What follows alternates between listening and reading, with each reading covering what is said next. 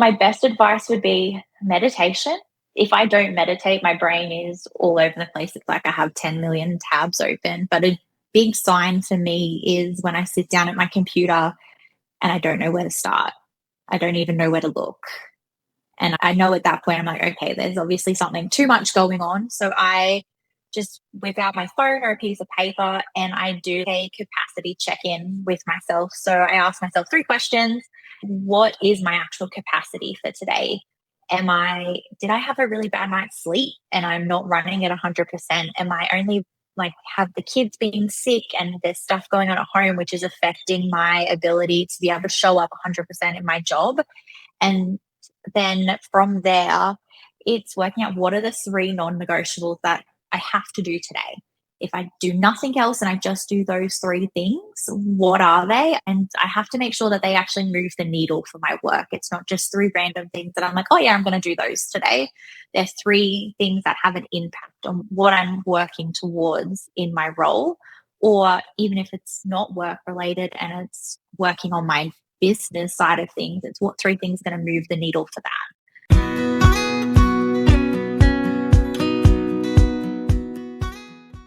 Hey there, and welcome back to the Property Management Podcast. Thank you so much for having me in your ears. Today, can I say something a little bit controversial? Of course I can. It's my podcast, and I'm going to say what I really think. I'm actually a little bit sick of the burnout conversation. We've been having it since 2020. We've unpacked it, we've analysed it, we've posted quotes about it. And yet, like a bad smell, it's still lingering. And not because we don't know burnout is a problem, but because talking about burnout isn't the same as building sustainability. We're still focusing on the problem, not the solutions.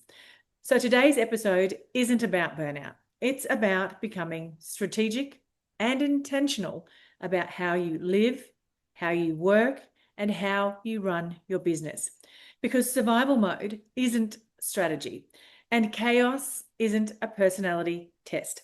And my guest today is Emily Wood, and she knows this deeply.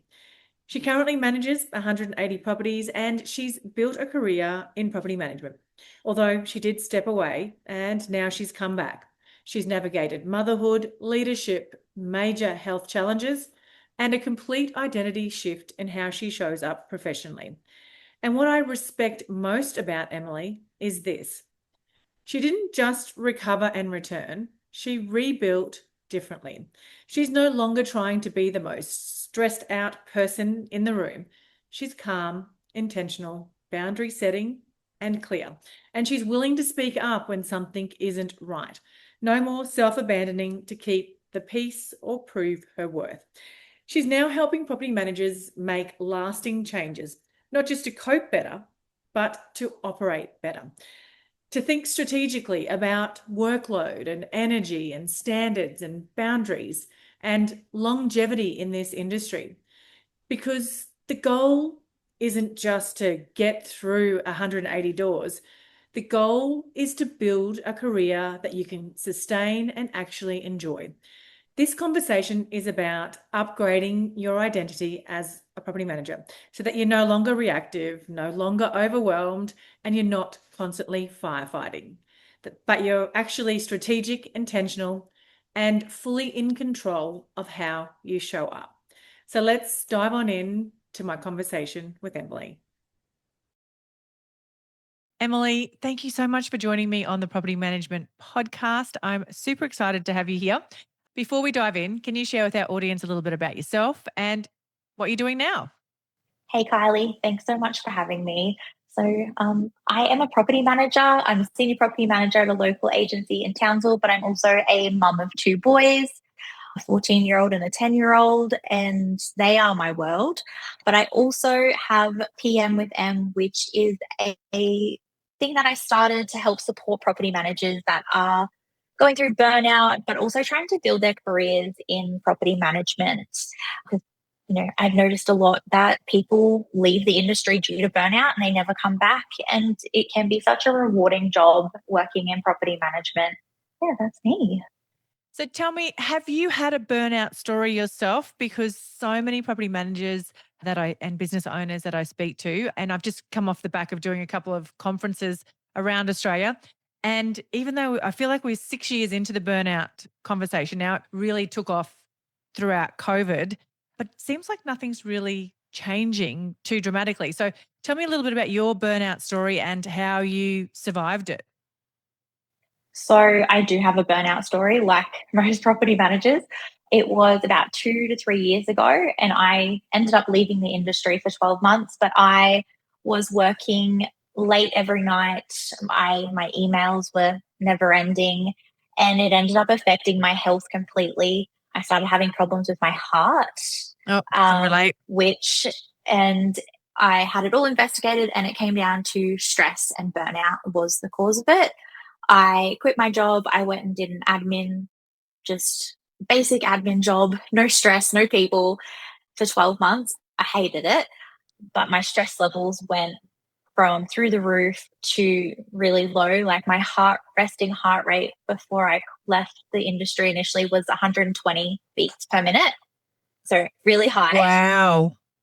And now it's sitting at a nice 70 beats per minute on average. The stress had really taken its toll on me after I've been in the industry now for 8 years. And that was probably the scariest point in my life, not knowing what was going on with my heart. But then to find out that it was all just stress related really made me rethink what I was doing. But after a year off, I missed the relationships that you build with your tenants, with your landlords, even with the trade. And I just missed property management in general. It's always been a bit of a passion. And I reached out to my old boss and I was like, hey, I'm feeling better. Do you have a senior property manager role for me? And she was like, I do. I've been back. It'll be a year in March that I've been back in property management, and I've loved every minute of it being back, but I'm not immune to getting stressed or overwhelmed or burnt out still. Like even this week on Tuesday, I called my manager and I was like, I need help. Help me. I am overwhelmed. I haven't been in the office for 2 days because I've been out doing inspections all day. And I'm going to break in a second. And just having that conversation with her lifted the weight off my shoulders. And we came up with a plan, and it's now Friday and everything's back on track. And I'm feeling fantastic. That is so good. Firstly, I want to say, I'm sorry that you've been through that. And I can totally relate. I had a heart condition from exactly the same reason, from long-term ongoing stress. I spent several years in and out of hospital and finally had surgery to correct my arrhythmia in 2023. And so I have one of these rings, the trackers, you can get the Yeah. whoops or whatever. And I track it all the time now. This is just a side note, but while we were doing the next conference, my heart rate was sitting at between 120 and 140 for the whole day on a next day. But my resting heart rate on a normal day is only 58. Yeah, crazy, what stress can do to your body or to your heart. So tell me, and it's not getting over burnout and heart conditions and stuff. It's not a destination, it's a journey. We keep getting reminders that, we're heading back down that path. It's time to back up a bit and let's try the other path. So what are some of the things that what are some of the signs now that you are getting to that point of breakdown or burnout or illness? And what's some of the advice you can give to somebody that's sitting, which there'll be lots of people listening that are sitting in that point of wanting to quit, give up, have a meltdown, drink a bottle of wine, all of the above. So yeah, what's some of your best advice around that? My best advice would be meditation. If I don't meditate, my brain is all over the place. It's like I have 10 million tabs open. But a big sign for me is when I sit down at my computer and I don't know where to start. I don't even know where to look. And I know at that point, I'm like, okay, there's obviously something too much going on. So I just whip out my phone or a piece of paper and I do a capacity check in with myself. So I ask myself 3 questions. What is my actual capacity for today? Did I have a really bad night's sleep and I'm not running at 100%? Am I only have the kids being sick and there's stuff going on at home, which is affecting my ability to be able to show up 100% in my job? And then from there, it's working out what are the three non negotiables that I have to do today. If I do nothing else and I just do those three things, what are they? And I have to make sure that they actually move the needle for my work. It's not just three random things that I'm like, oh, yeah, I'm going to do those today. There's three things that have an impact on what I'm working towards in my role. Or even if it's not work related and it's working on my business side of things, it's what three things are going to move the needle for that. And sometimes it's a self care thing as well, because we've got to take care of ourselves first.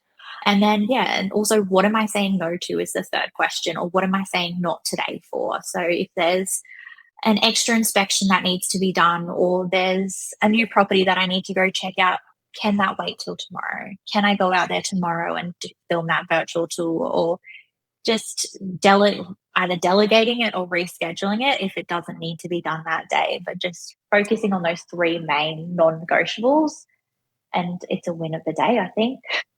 Absolutely. It sounds very mindful and very intentional, which two things I absolutely love. And I think we need more of in this industry: being mindful, being intentional, and then going, this is not okay for me.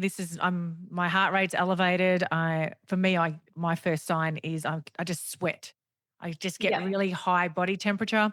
And that's when I know, hang on a second, I'm getting myself worked up here. So I think that self-awareness as well is the third thing I was going to say. I love that. What do you think are the key things for you or for the industry that are leading to this burnout?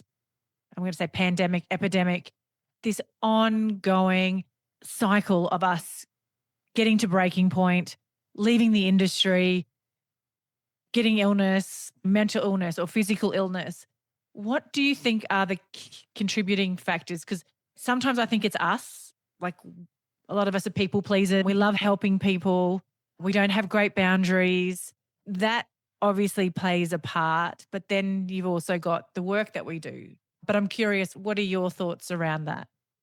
I do think that ourselves, like us as a person, is a huge contributing factor, but I also think it's the ability, like the workload, but also unchecked expectations from like landlords and tenants.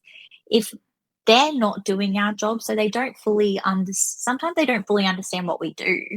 And so they set an expectation themselves. So if we're not setting an expectation with a landlord or a tenant about how we will manage their property, and that starts right at the start of your relationship with them, then they set an unrealistic expectation themselves that you're never going to be able to live up to. And as a people, we're going to continually try, but it's just resetting those boundaries and expectations with your tenants and landlords so they know what to expect. And then you are working at a level that you're actually able to maintain and is sustainable, but also resources as well, utilizing the resources that you have available to you so you're not feeling overwhelmed with your workload. For myself, I have a virtual assistant that works in my portfolio with me. He's amazing. If I didn't have him, I would be lost. And when he was first introduced to my portfolio, I really struggled to delegate to him just because I didn't know how to utilize him properly. But now he does so much, he takes so much off my plate that I I would be lost without him. But yeah, contributing factors as well is expectations of the business owners too. Sometimes, like, I love my boss, but sometimes she doesn't fully understand what we do in property management and how things legislatively might run, even though she is all over it. She's amazing. But sometimes there are things that need to be done from a sales point of view that may not have to be done a little bit differently because there's a tenant in place because it's not vacant. So I think there's lots of contributing factors in what's causing the burnout. But I also, yeah, there's so many different things I could probably go on for days. I love that you brought up that outsourcing, getting that support, leveraging support. I think I was left 2 years ago, or actually it was last year, but over that 2-year period, as I got my rent roll ready for sale, the things that saved me from burning out was definitely having a great trained offshore team, having all my processes and workflows and templates and automation in place. That was a game changer. Being able to outsource my inspections as well. Like you said before at the start of the interview, that you had 2 days out of the office, that even though you've got a virtual assistant doing your admin, that's still a lot of work to catch up on. So I outsourced a lot of my inspections, and you don't have to outsource constantly, but just having periods where you can outsource those inspections really helped me. And I can't even think, there was something else I was going to say. Oh, and just communicating with my family and my team at work as well, because you're not just one thing as a working mum. You've got to integrate your work and your family. So when I had to have that really busy period at work getting ready for sale, I had to tell my children, you guys are going to have to cook dinner a couple of nights a week. You're going to have to do your own washing, or I'm going to be at work a lot over this next 6-month period. And then same with your team at work. When my youngest son was graduating, I was like, I've got 2 weeks or I'm not going to be in the office. Can everybody just, yeah. So I think, speaking up and communicating, I think that's a big thing. And that's probably been a big lesson for me. I'm a terrible communicator. Asking for what I need. I don't know if you can relate to that. Is that something that you didn't do very well either? Yeah, communicating was never my strong point. I can communicate to my owners and my tenants, but to my team or my family, I just assume they know what's going on. And I've gotten a lot better at it. So at the moment, we're preparing our house for sale and moving into a rental. So it's been a very big week in general. And like I've told the whole team, I'm like, I'm moving house. It's a lot. And so they know that it's been a lot. So anytime that I have been in the office to get work done, they've taken extra calls for me or action things for me. So I'm not having to, so I can focus on the important stuff to move the needle, and they just action the little bits and pieces that come in. The tenant following up on maintenance, they give them the update, those sorts of things as they come in. So it's not more work landing on my desk while I'm trying to pack and move a house and prepare another house for sale. Yeah, the communication side of things definitely helps a lot. And same with communicating with my family. My husband and I have we call it the debrief car chat every afternoon. So he works from home where I don't work from home. So my drive home, I'm on the phone to him while he's cooking dinner, and we debrief about work for the day. So when I walk through the door, because it's about a 20-minute commute, we don't really talk about work once I've walked through the door. Once I've got home, it's all just family focused time. I love that. That's so good. Still talking about work. It just sets that boundary. We've had the 20-minute chat telling each other what's happening, and it helps him separate work from home because he works from home every day. So he doesn't get that office separation. So just me walking through the door after we've hung up from each other is okay, work's over. Let's do family life now. I love that. I think that's something anyone listening should really take note of that. I think that's fantastic, having that boundary there as well. The other thing I was going to say, that something that you mentioned just reminded me of myself. A lot of what your story is just reminds me so much of myself. When you stepped away and then came back into property management, did you find that it took a while? It was an adjustment, and a conscious adjustment, to go from being that stressed out. I don't know if, and I'm talking about me here. I was like always stressed out and chaotic and jumping over here, got to go do it, rushing out the door, and I've got to smash through. And I tell a funny story that I nearly wet my pants every day in the office because I just have to I'll get through these last few emails before I'll go to the toilet. And I couldn't tell you how many times I nearly wet my pants and then going to the toilet. So I stepped away from my business for 3 years and then came back in. So when I came back in, I went straight back into being stressed out and chaotic, and had to consciously go, no, you're not that person. My identity is not that person anymore. I'm calm. I'm centered. Is that something that you can relate to as well? Oh, absolutely. I slipped straight back into my old bad habits of replying to an email after I've eaten dinner, or checking them in the morning when I've woken up. I slipped straight back into it. And the never related so much to a toilet story. I am the same. I was the same. I would sit at my desk and go, I really need to pee. I'll just do this quickly. And then I was like, oh, I'll do this too and that too. And then, okay, now I can go to the toilet. It's my reward. I can go pee. Yes, I know. Yeah. It sounds so bad when you say it out loud, but it's true. It's so true. So yeah, it took a lot of mindfulness and a lot of self-reminders to go, okay, just slow down. We do not have to speed run the day to get back to the office. Like we can take our time doing the entry. The emails are still going to be there. It's okay. Nothing I'm doing, and this is my little reminder to myself, nothing that I'm doing right now is life or death.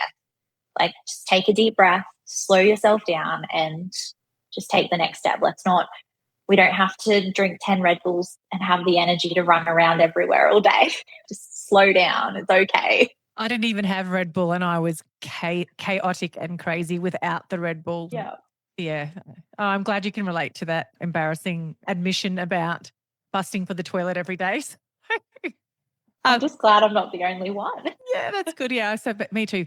So tell me a little bit about PM with M and how anyone can connect with you through the work you're doing there, which I think is fantastic. And there is so much need. And like I said, we've just come off the back of our next conferences, and burnout is still a really big topic and a genuine struggle for property managers. So PM with M, she's only new. She's fresh. She's very baby. I do have a free download that is a PM survival guide. It's essentially just some tips and things that I do that I did when I came back, and I tried all of them. They're not just random things that I found on the internet. They are all things that I've tried and done since coming back to avoid hitting burnout again. It has like super simple templates that you can use to set boundaries with your owners, with your boss, with your tenants. And it also includes how I time block my week. So rather than just appointment, I block out deep focus times and all things like that. And I also have a weekly newsletter that has extra little bits of information, recommendations, exclusive things. So a few weeks ago, I sent out a newsletter that had exclusive access to my to-do brain dump planner, which I got my first physical sample for this week. So that's super exciting. Oh, that's good. But essentially, the goal for PM with M is to create a space for property managers that I can guide them on growing in their career strategically over just following whatever the pressure is. A lot of my time in real estate was I started in property management. I've done sales admin, I've done PA, I've done operations, I've done every aspect except sales agent or BDM. And I did it because that was just the pressure or the opportunity that came up, and I just said yes. And sometimes that's great, but sometimes if you're trying to build a career, it may not be the most strategic approach. So helping people work out what is a strategic decision to grow in their career, or whether it's a pressure that they feel like they have to do it because it's been offered to them.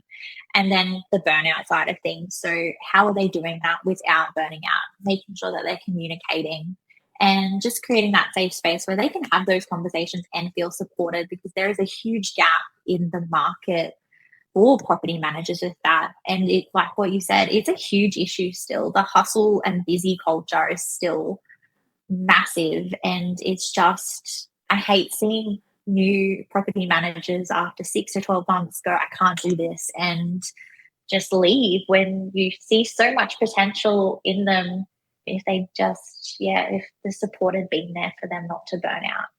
Absolutely. You are doing an amazing thing for the industry.